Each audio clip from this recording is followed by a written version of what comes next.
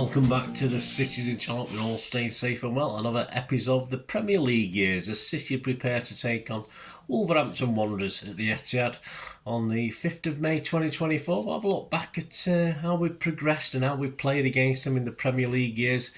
Of course, since its inception back in the 92-93 season, some people think that's when football began. It didn't, but just for this feature, we're sort of going along with that sentimentality towards the Premier League.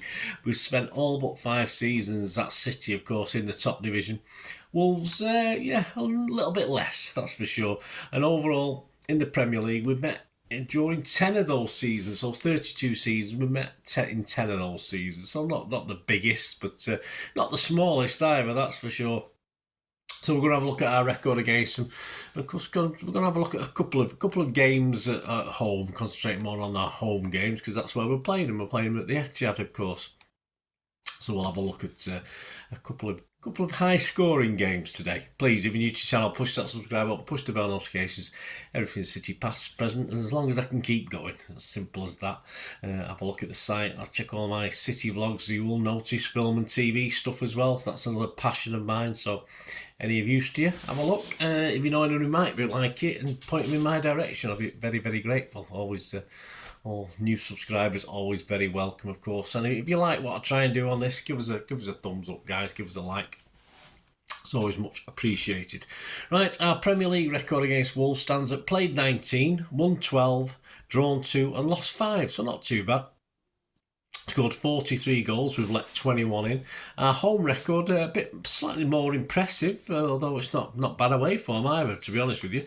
But we played 9 at home, won 7, drawn 1, and just lost the 1 game as well. We scored 22 goals and let 10 in.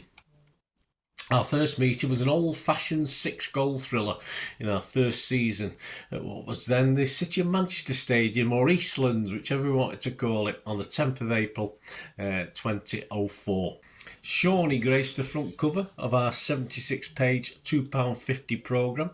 It was match day 32 of 38. Kevin Keegan's City sat 15, 4 points above the drop zone. Dave Jones's Wolves were bottom 8 points adrift of City and 6 points below the 4th bottom at Portsmouth. The attendance for the match, of course, we got some big crowds that first season. They did start to dwindle over time, but 47,248, almost capacity, or probably at capacity. The line-up Cities was James, Sunjai, Dunn, Distan, Tarnett, Wright, Phillips, Bosvelt. He was replaced by Barton on 72 minutes. Sibierski, McManaman, and Elka Fowler. He was replaced by One Chop on 72 minutes. And we unused subs for City, Harrison, Macken and Sinclair. Wolverhampton was Jones in goal. Clyde, he was replaced by Irwin on 45 minutes. Okoronkwo, Butler, Naylor, Newton, he was placed by Good Johnson on 66 minutes. Cameron, Ince, Kennedy, Court, Camera, he was replaced by Miller on 90. And their unused subs, Oakes, yes, and Ghania. And booked in that game was Okoronkwo, whatever it's called. My apologies if I've totally pronounced that totally wrong. Over to the BBC for their little match report on this game. City had recalled an Elka along with Robbie Fowler up front in place of John Macken and Paolo One-Chop, while Wolves gave a first Premiership start to Nigerian World Cup defender Isaac, Okoronkwo. All right. Wolves were without an away. I hope it doesn't pop up again in this report. Wolves were without an away win this season, but they get off to a brighter start with James twice called into action in the opening minutes to deny Court and Sean Newton. At the other end, Paul Jones got down well to save to his left and make a fine save from Fowler after Steve McManaman had created an opening in the penalty area. Did he? Flipping heck, I forgot he did anything. Only thought on 13 minutes Kennedy gave Wolves a shock lead when Tarnett cleared a camera ball into his path and he smashed the ball past the stationary James from 25 yards. Wolves continued to press and stun City by adding a second on 22 minutes.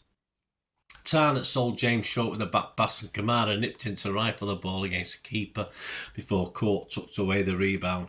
But Anelka handed his side a lifeline just 3 minutes later when he beat Paul Butler to Tarnett's cross and guided home a glancing header via a post. Both sides had further chances, with Fowler finding the side netting and Kamara leaving Dunn stranded before seeing his toe punt come back off the post. Another goal looked likely and it came City's way 6 minutes before half-time. Tarnett's curling free kick found Sibierski in acres of space and he rose to head past the helpless Jones.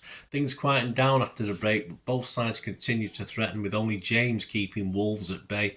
His reactions kept out a Court header and rescued his side again soon after, when he brilliantly kept out Cameron's spot kick after Dunn had hauled down Kamara in the area.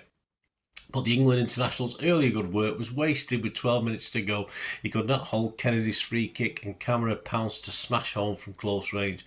The game looked up for City, but in the dying seconds Tarnett's free kick fell for Wright Phillips, who drilled an unlikely equaliser into the bottom corner, so it ended 3-3. The second game we're going to have a look at was our third Premier League meeting at home. Again, we conceded 3 to Wolves, but this time we went one better. We actually won this one 4-3. This took place on the 15th of January 2011. Edin Dzeko was on the cover of the £3.84 page matchday programme. There was also a Live for City pullout featuring Michael Johnson. It was matchday 23 for City, 22 for Wolves, and Mancini's City sat second, 2 points behind United, but we'd played 2 games more at that stage. Mick McCarthy's Wolves were 1 place above the drop zone, so struggling again in 17th. One of the 3 teams on 21 points. Villa and Wigan were also on 21.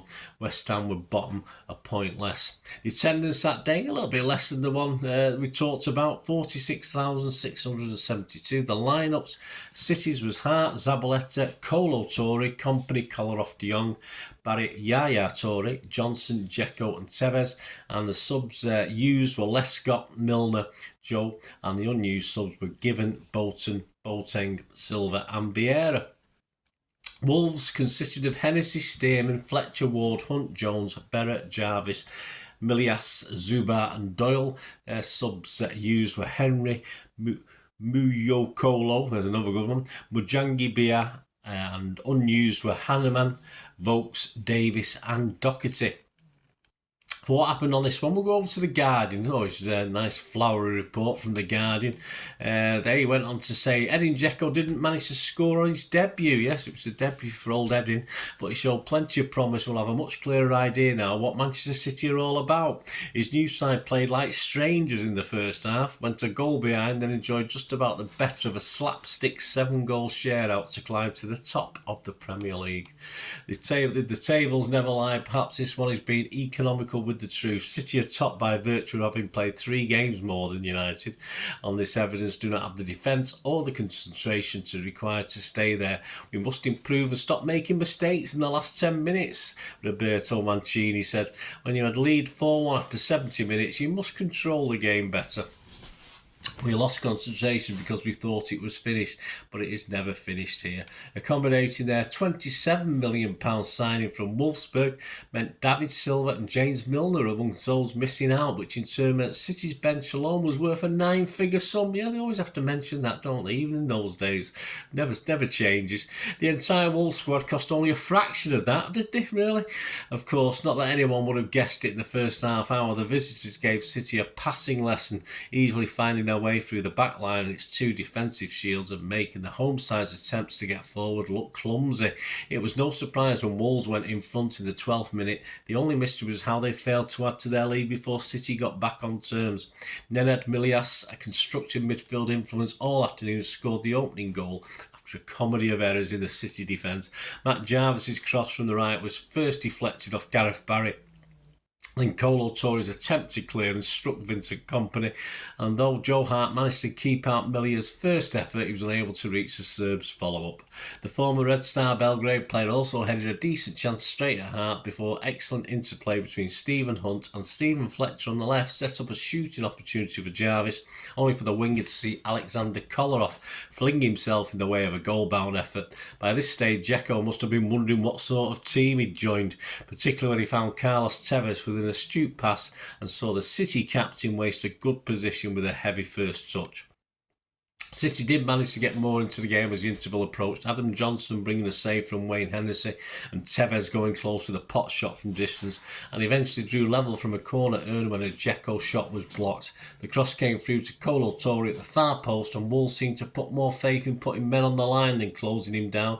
Toure had time to hit a low shot so firmly it found the net through Hunt, Hennessy and David Jones. The second half was a different story. Once City went ahead a couple of minutes after the restart, it was a different trio of Wolves players left flat-footed as Tevez went on a Diego Maradona-type surge to score. I hope he didn't handball it.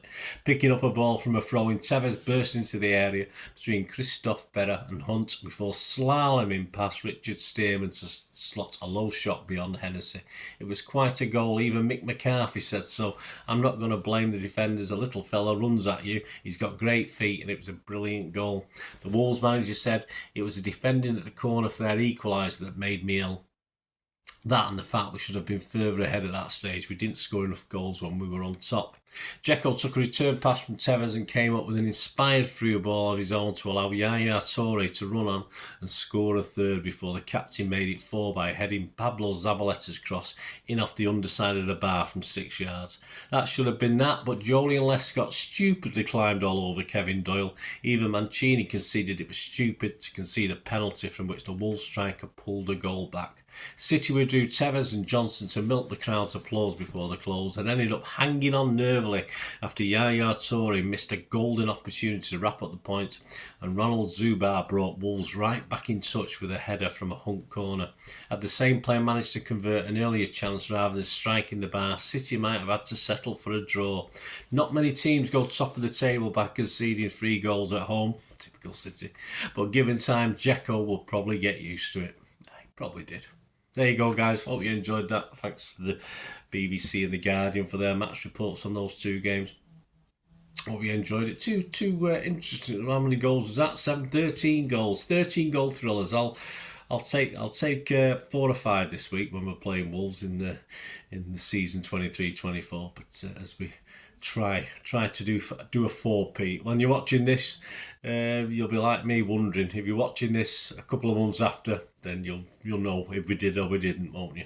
Anyway, thanks for joining for this look back at City versus Wolves, the Premier League years. Let us know any thoughts. Were you at either of those games? I was at both of those games.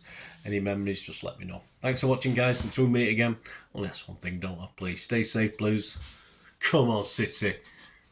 Bye for now.